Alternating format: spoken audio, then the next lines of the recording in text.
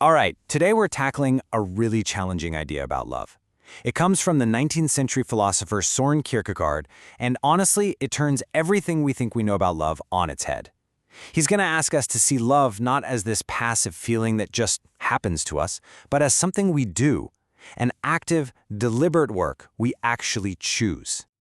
But to really get where Kierkegaard is coming from, you have to start with a heartbreak, his heartbreak specifically. This quote here from his translator, David Swenson, just nails it. The thing is, Kierkegaard's whole intense, almost obsessive thing with love, it wasn't just some abstract philosophical game. No, this was deeply, deeply personal. It was all born from his own pain. So, the story goes, he was engaged to this young woman, Regine Olsen, and then he broke it off. Why he did it? Well, that's something scholars still argue about. But what happened next is crystal clear. This one single event became like the wound that defined his entire life, and it sent him on this relentless quest to figure out the difference between those fleeting, passionate feelings, the kind he had for Regine, and some other kind of love, something more durable, more reliable. Okay, so all of this personal turmoil led him to a huge realization that there are really two fundamentally different kinds of love. The first one? It's the one we all know. It's the love that drives our pop songs, our movies, pretty much all of our daydreams. But, and this is a big but, for Kierkegaard, this kind of love had a fatal flaw. He called this first type elskov. You can think of it as erotic or romantic love. This is the love of inclination.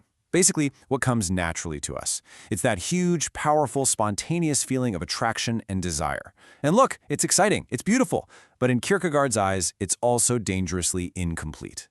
So what's the problem with elskov? Well, at its core, it's a love of preference. You don't just love, you love someone for a reason. You love them because they're funny, or they're smart, or they're beautiful. But what happens when they have a bad day and they're not so funny? Or what happens when time, does its thing and their appearance changes?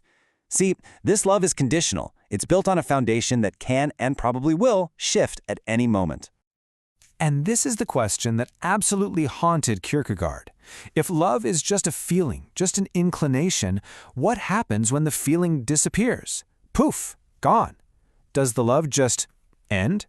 For him, that was a terrifying thought. A love that could just vanish into thin air was no foundation for a life. He knew there had to be something else. And this is where things get really, really interesting.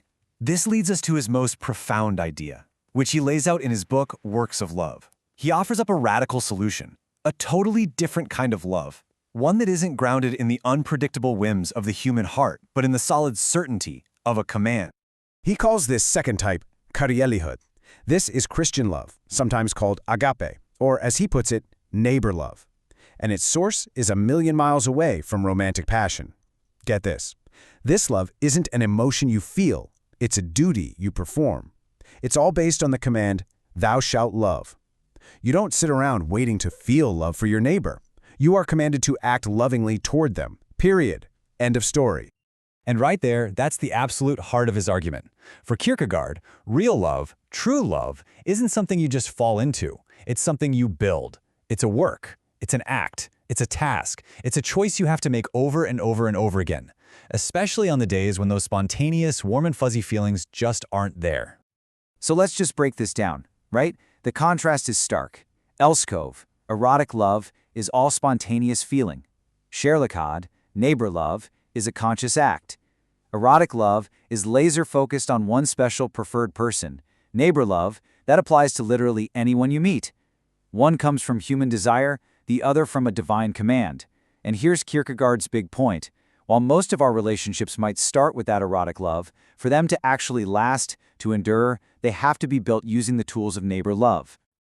Okay, that's all great in theory, but if love is a work, what does that actually look like in real life? Like, what's the how-to guide? Well, Kierkegaard doesn't just leave us hanging with abstract ideas.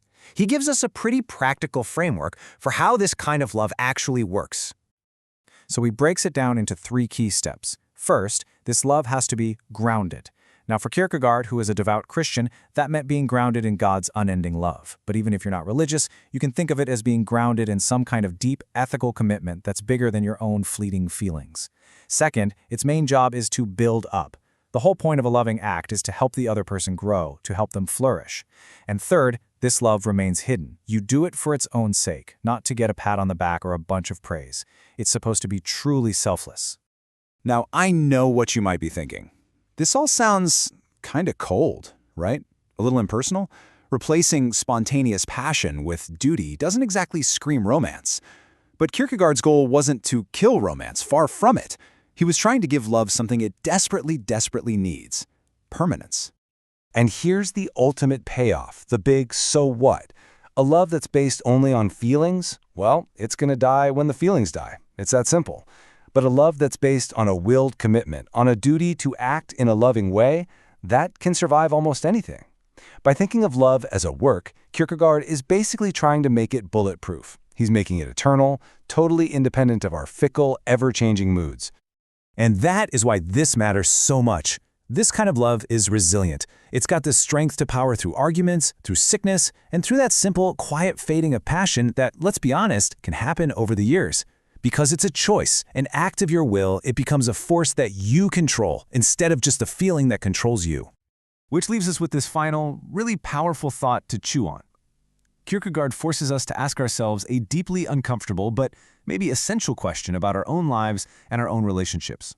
He challenges us to wonder if maybe, just maybe, the truest measure of our love isn't found in how intensely we feel it, but in how consistently we do it.